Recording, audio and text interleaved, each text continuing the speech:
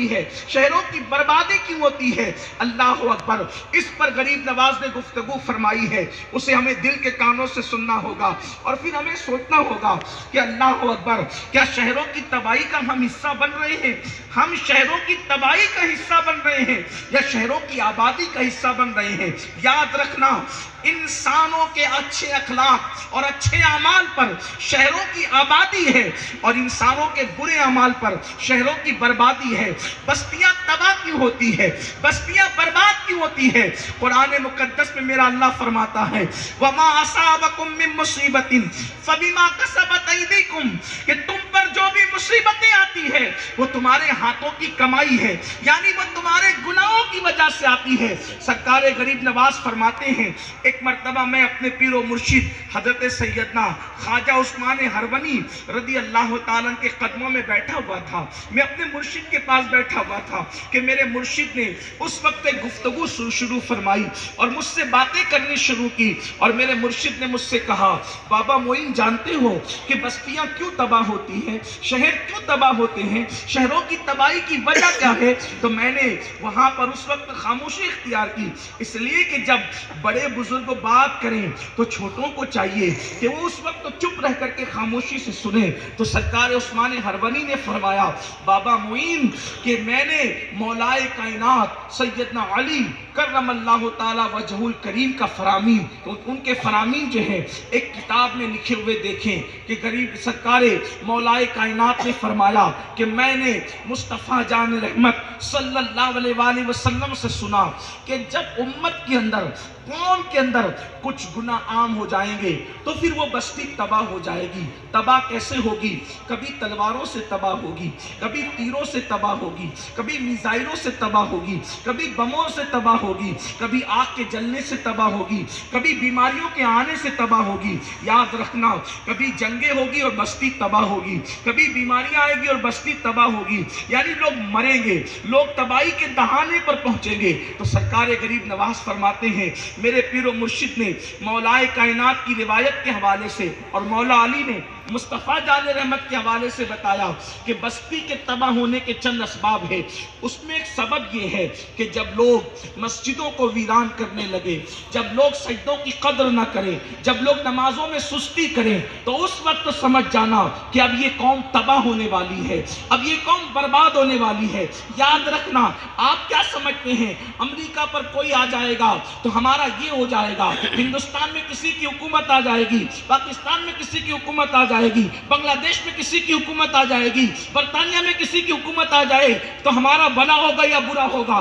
حکومتوں کے آنے سے کسی کا بھلا برا نہیں ہوتا، بلکہ انسان کے اچھے اور برے اعمال کی وجہ سے برا اور بھلا ہوتا ہے۔ اور اچھی طرح یاد رکھنا، حدیث رسول کی روشنی میں ہندوستان کا مبلغ اعظم، ہندوستان کا سب سے بڑا دائی سرکار غریب نواز بتا رہے ہیں بستی کے تباہ اور ویران ہونے کی پہلی وجہ جب لوگ سجدوں سے غفلت کریں، جب لوگ سجدوں کے حوالے سے غفلت کریں، جب لوگ سجدوں سے جی چرائیں، جب لوگ نماز میں سستی کریں، سمجھ جانا یہ قوم تباہ ہونے والی ہے۔ یہاں پر اللہ اکبر، اتنی بڑی تعداد میں میری قوم کے جوان موجود ہیں، خواتین و حضرات موجود ہیں۔ میں آپ سے پوچھنا چاہتا ہوں، اگر ہمیں جلسوں کے نام پر رات میں 10 بجے بلایا جائے تو ہم 8 بجے اپنے گھروں سے نکل جاتے ہیں، چلو جلسے میں چلنا ہے، پیر صاحب کی تقریر سننا ہے، سید صاحب کی تقریر سننا ہے، مولانا صاحب کی تقریر سننا ہے۔ مجھے بتاؤ، جلسوں میں آنے کا جتنا شوق ہے،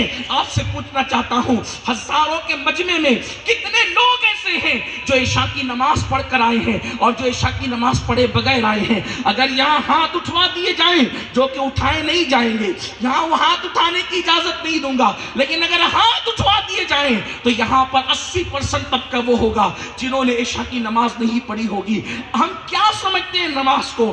یاد رکھنا، حضور غریب نواز اپنے ملفوظات میں فرماتے ہیں، فرمایا ان کی زندگی ضائع ہو رہی ہے، وہ اپنی زندگی کو ضائع کر رہے ہیں جس زندگی کے اندر نماز نہیں ہے۔ اور یاد رکھنا، دنیا میں کوئی ماں نے ایسا لال پیدا نہیں کیا جو مسلمان کی آنکھوں میں آنکھ ڈال کے بات کر سکے، لیکن آج پوری دنیا کے اندر جو مسلمانوں کو ذلت کی وادیوں میں ڈھکیلا جا رہا ہے، اس کی وجہ یہ ہے کہ مسلمانوں کی زندگی سے اللہ तबारक व तआला से जो ताल्लुक होना चाहिए था वो ताल्लुक कमजोर हो गया है।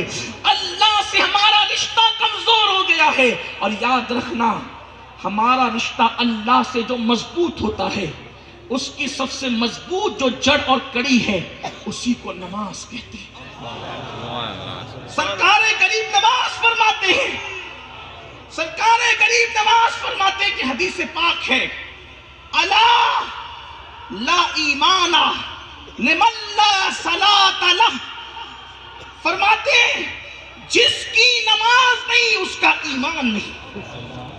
ये सरकार गरीब नवाज का फरमान है कि जिसकी नमाज नहीं उसका ईमान नहीं। नमाज छोड़कर गौसो ख्वाजा के पास हम अपने आप को मुसलमान साबित नहीं कर सकते। सजदों से दूरी आज हमारी पहचान बन चुकी है। मस्जिदें वीरान है, मस्जिदें मरसियां कौन है। मेरी कौम का जवान 1.5 2 घंटे जिम के लिए तो निकाल सकता है, लेकिन 10 मिनट के लिए मेरी कौम का जवान नमाज के लिए टाइम नहीं निकाल सकता। लोग कहते हैं नमाज के लिए टाइम नहीं, नमाज के लिए टाइम नहीं। किसने कह दिया कि टाइम मिले तो नमाज पढ़ो? याद रखना, टाइम मिले तो नमाज पढ़ो ये मजहब इस्लाम की तालीम नहीं है, बल्कि पहले नमाज पढ़ो और फिर टाइम मिले तो स्कूल जाओ। पहले नमाज पढ़ो, फिर टाइम मिले तो तिजारत के लिए जाओ। पहले नमाज पढ़ो, फिर टाइम मिले तो बाल बच्चों को टाइम दो। पहले नमाज है। कुरान कहता है इन्ना सलात कानत अलल मुमिनीन किताबन मौकूता, मोमिनों पर मुकर्ररा वक्त की पाबंदी के साथ नमाज फर्ज है। पहले नमाज होगी फिर दूसरे काम किए जाएंगे। नमाज के वक्त में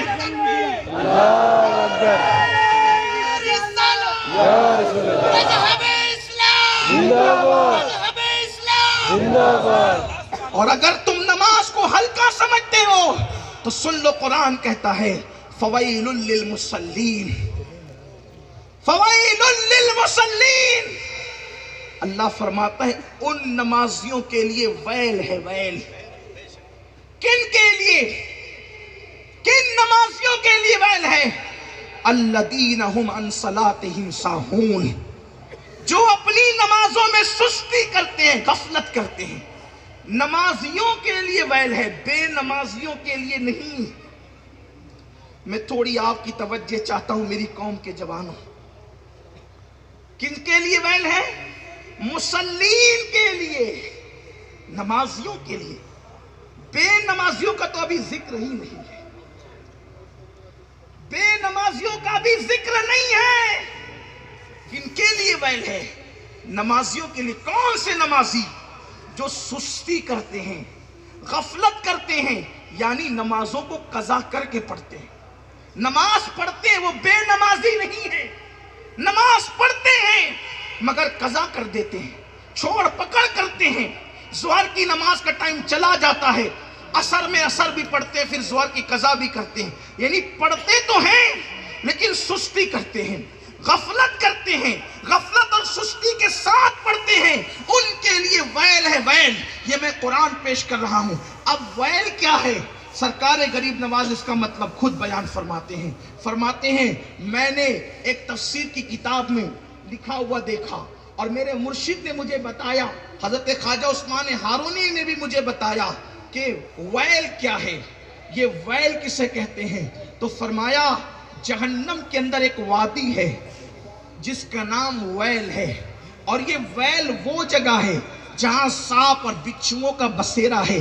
कहानी किस्से की बात नहीं है, हदीस रसूल, आले रसूल सरकार गरीब नवाज जैसा आले रसूल पेश कर रहा है, ख्वाजा उस्मान हारूनी जैसा आले रसूल पेश कर रहा है।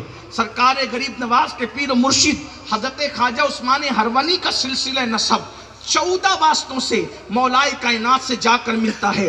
और आप हुसैनी सैयद ख्वाजा उस्मान हारूनी वो बयान कर रहे हैं दूसरे आले रसूल सैयदना ख्वाजा गरीब नवाज से। अल्लाह अकबर।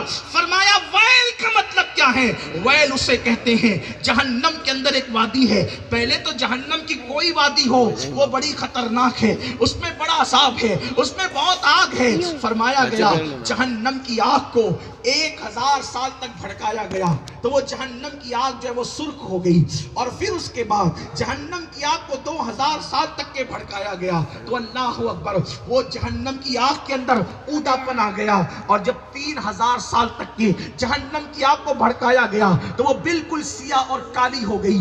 دنیا کی آگ جلتی ہے تو